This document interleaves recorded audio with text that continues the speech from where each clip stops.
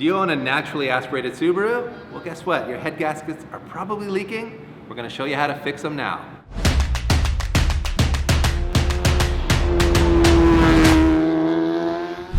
I actually know nothing about leaky Subaru engines, but we've got Nam here at NV Auto to teach us all about them. So what is it about the single overhead cam engines that make them leaky? It's the actual faulty gaskets themselves. I mean, Subaru's never really disclosed exactly why they're leaking or what's actually leaking. Yeah. But I just found that it's the gaskets themselves that are leaking. Okay, so it's a gasket issue. It's not a physical problem with the motor. You just theoretically need to put a new gasket in there and the problem should be solved, or? Yes. And machine the heads. Machine the heads for sure. That's an important step. Machine the heads, cleaning them, making sure everything is still in proper spec.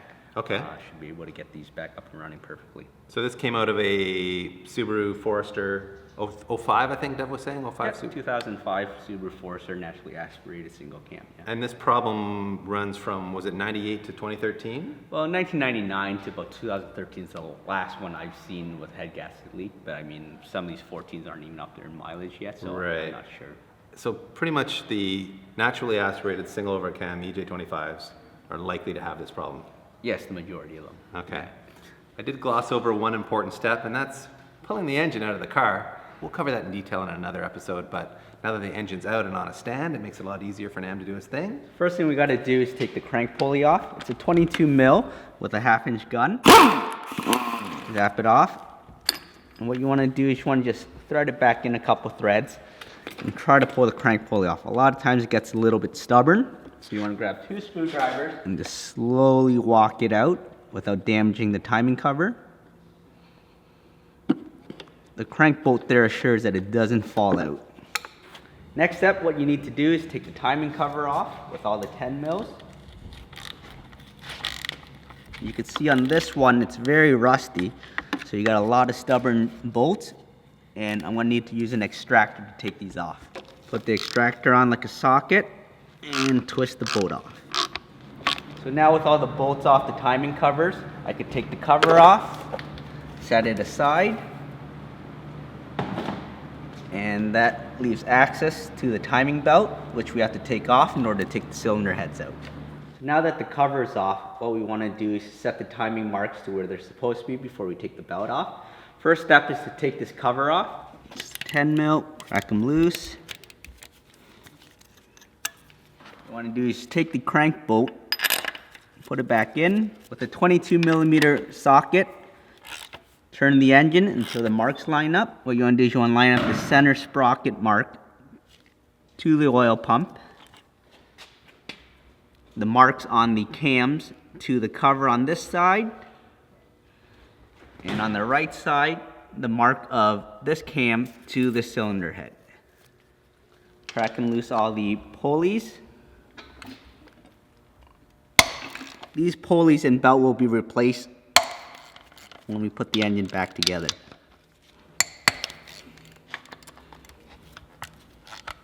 This timing cover is going to need to get removed in order for the cylinder heads to come out. So what we want to do is zap off the cam bolt. Just run it back in by finger. Now we remove all the pulleys in order for the belt to come off.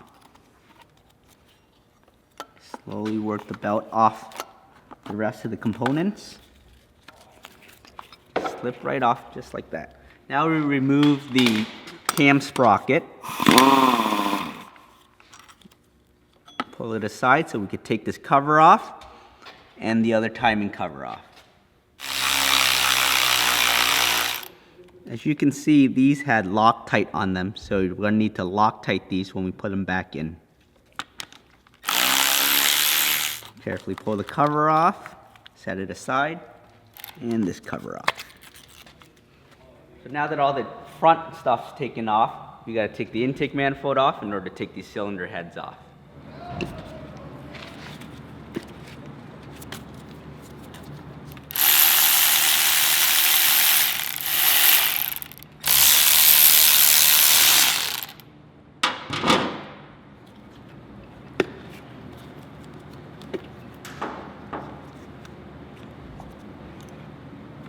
With the magnet, you could take all these bolts out. It makes it easier for you to remove the intake manifold. Next step, remove the coolant lines from the throttle body.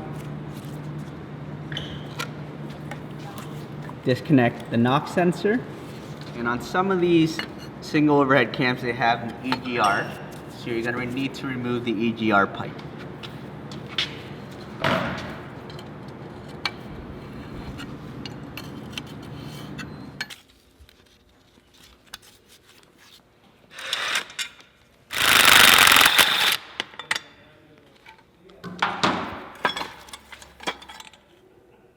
So you can take the intake manifold off completely, but I don't like to disconnect too many things. So I just like to lift it off the intake, off the cylinder head there. Jam a piece of wood underneath just to elevate the intake manifold off the cylinder head for removal. You just take the dipstick off, slide it to the side, just out of the way. Next step, what you want to do is tilt the engine and remove the rocker covers. And we're going to remove these grommets, which will be replaced when we put the engine back together. Slowly break the seal. So next, what you want to do is crack off the head bolts in reverse order of how they're supposed to be installed. So we start off on this left bank here, we start off on the right side of this cylinder head, to the left bottom, right bottom, left top, center bottom, and center top. And what you're going to need is a 12.14 millimeter socket in order to remove these.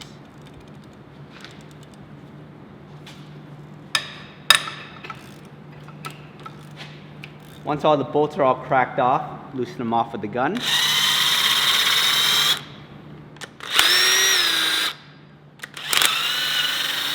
And there's dowels on this block that's preventing this head from coming off. What you want to do is take the bolts, throw them in your template. As you can see, this is cylinder number 2, cylinder number 4, top of the engine, bottom of the engine, front of the engine, the rear of the engine. Same thing on cylinder 1 and 3. As you can see, the center bolts are black compared to the silver ones on the side. The center ones require more torque in the specs, so you shouldn't mix them up.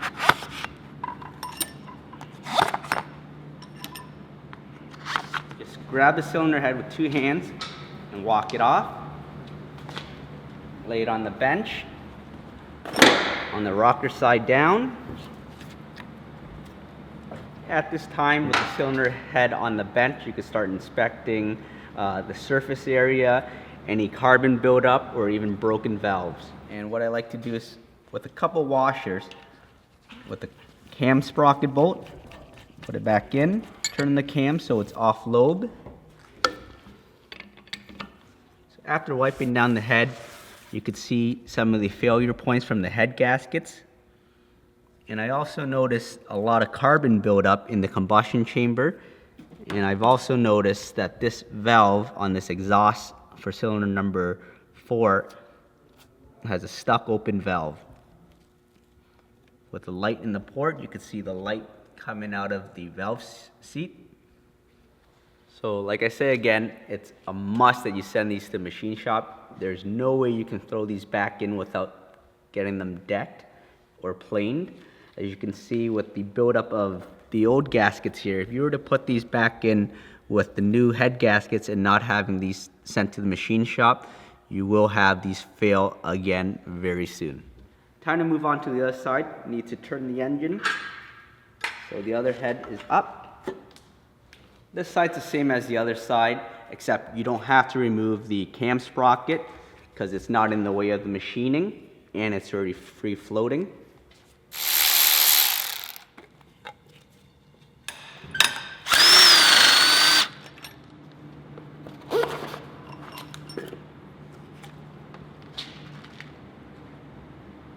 Now with both heads off, we're going to send it up to the machine shop for measurements and planing.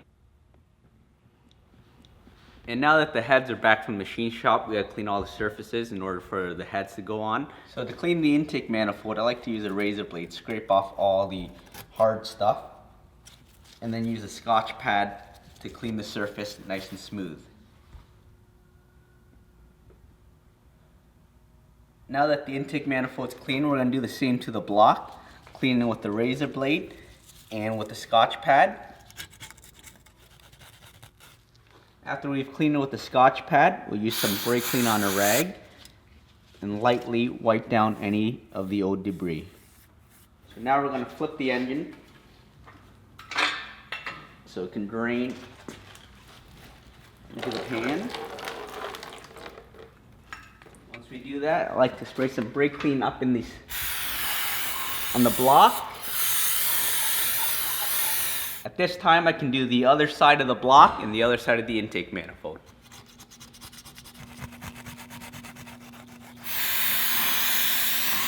Now that everything's clean, I like to apply a little bit of oil into the cylinder walls just to help with initial startup. So for the head gaskets that we use here, we like to use the STI head gaskets because we know the old single cam head gaskets still have issues with head gasket leaks. Now we'll drop the gasket onto the dowels, onto the block. With the freshly machined cylinder head, slowly put it into place.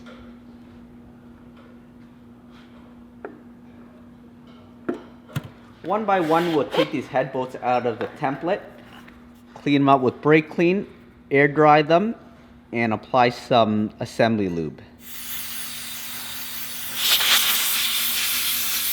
Just a light coat just to catch the threads and apply onto the washer so there's no friction when you bolt down the heads. So it's important to note that the black coated head bolt must go in the center of the block. So we'll take the ratchet and just wind these in by hand until they slightly bottom out. Making sure we followed the Subaru spec properly, we go as Subaru shows here that the bolt pattern goes A, B, C, D, E, and F in that order.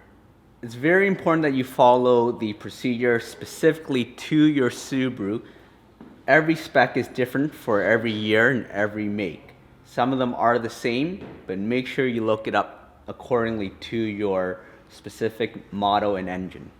First step, take all the bolts in order to 22 foot-pounds.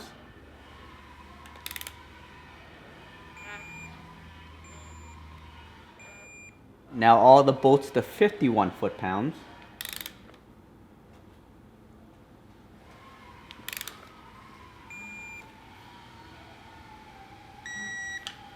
Then back them off 180 degrees in reverse order.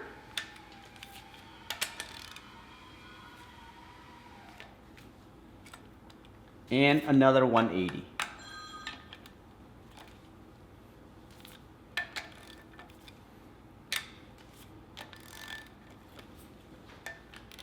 Then tighten it up 31 foot-pounds. In the next step, they want us to tighten up these head bolts a certain degree. So we need to mark these with some paint just at the top here. First step with the angles, you want to go 90 degrees on all the bolts.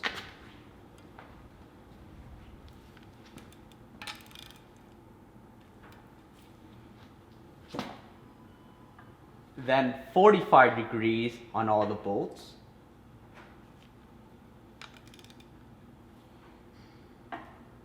And lastly, the two center bolts, another 45 degrees.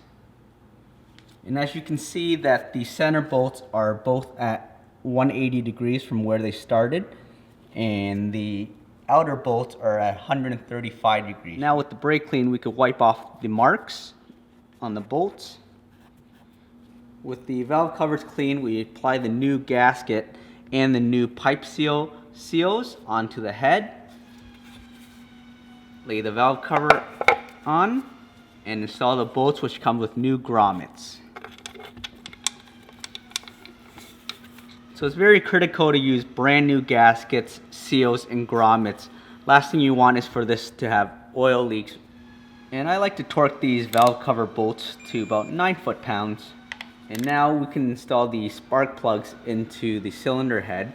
We like to use the NGKs, which have the Subaru specific with a specific heat range. Now that this side's completely done, we're going to turn the engine over to the other side and do the same procedure on this side.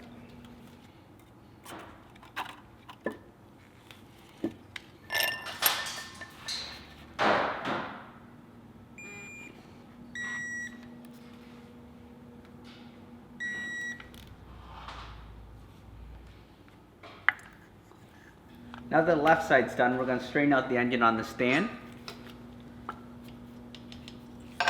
Once again, you got to make sure you use brand new gaskets for the intake manifold, so that way there's no leaks or no surprises down the road.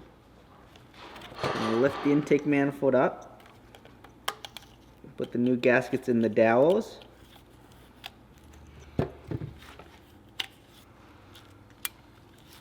Now with the intake manifold lined up with the needle nose, you could start putting in the intake manifold bolts. So before we torque down the intake manifold bolts, we're going to reinstall the EGR pipe. Alright, torquing the intake manifold bolts to 18 foot-pounds from the inside out. Now connect all the accessories and the sensors for the intake manifold and install the PCV hose on both valve covers. Spray the wires with silicone. Install them onto the spark plugs.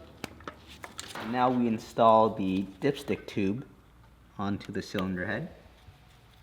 Install the left inner timing cover. And then install the left hand cam sprocket. Make sure you torque the cam sprocket to 58 foot-pounds. Now install the right hand inner timing cover. When you have the engine all apart like this is the perfect time to replace the timing belt, all the components, and the water pump. So we're going to clean the surface on the water pump here. So before we put the water pump on the engine, we'll install the thermostat with the bleeder facing forward, which is the highest point on the water pump. And we'll install the water pump with the brand new gasket as well. Line it up into the holes. Now torquing the water pump, 9 foot-pounds. Now let's install the idlers and tensioner for the timing belt. Top idler. And on the single cam timing belt kit, you'll see that there's a difference between a smooth idler and an idler with a flange. The idler with the flange goes on the bottom right idler, and the one for the water pump, you just want to put in about 2 or 3 threads. And from this side, on the right head, you want the sprocket to line up on where the casting meets. On the crank, on the sprocket, there's a mark in the center. Line that up with the oil pump. On the left side, the red mark lined up with the timing cover. Put the timing belt on the crank, onto the left cam. Now the right head.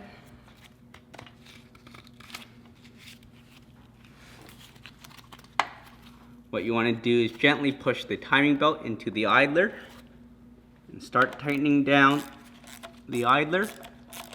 And on the last idler, you want to just put it underneath the belt here and slowly walk the bolt in with the ratchet. And now tighten the water pump one all the way in. Then torque the tensioner to 29 foot-pounds and all the idlers.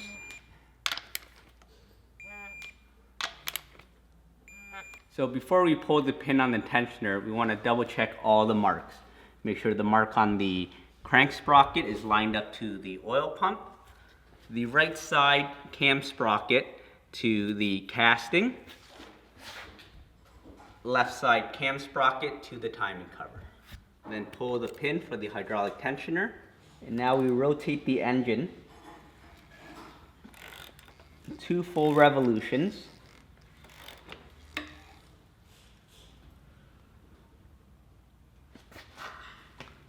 Making sure that the crank sprocket is on the oil pump. Right side cam sprocket mark on the casting.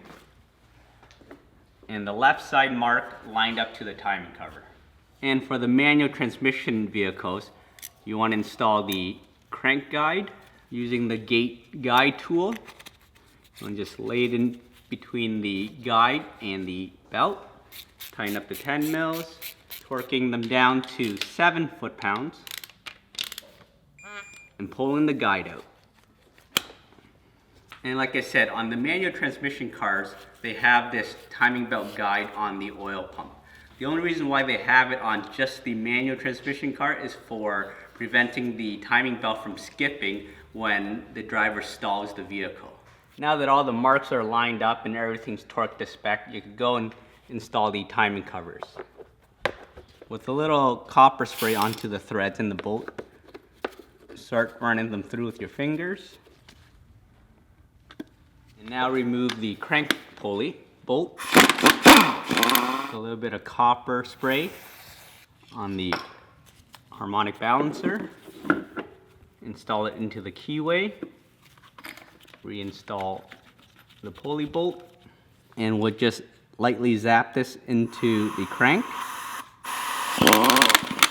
And we'll torque this to 120 foot-pounds once the engine's in the car. And lastly, we're going to install the alternator and AC bracket. That is a wrap on our head gasket job here at NV Auto. It's a big job, guys. I don't know if I'd want to tackle that one myself, but with all the info that Master Nam here has given you, you could do it.